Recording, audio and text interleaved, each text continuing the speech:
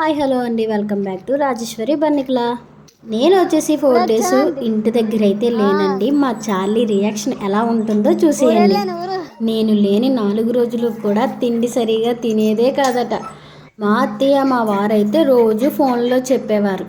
4 రోజులు గడిచాయో లేదో, ఎప్పుడైతే ఇంటికి బస్సు ఎక్కానో ఎప్పటికీ వెళ్ళిపోతానురా దేవుడా అనిపించింది మా చార్లీ రియాక్షన్ చూడడానికి. నేను ఎప్పుడు ఇన్ని రోజులు దాన్ని వదిలైతే లేనండి. ఇదే ఫస్ట్ టైం ఇన్ని రోజులు ఉండడం.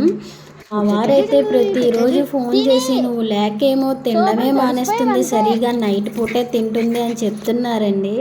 నా కోసం ఇంతలా ఎదురు చూసే వాళ్ళు ఉన్నారా అనిపించిందండి. దాన్ని చూడగానే నాకైతే ఏడుపు వచ్చేసింది.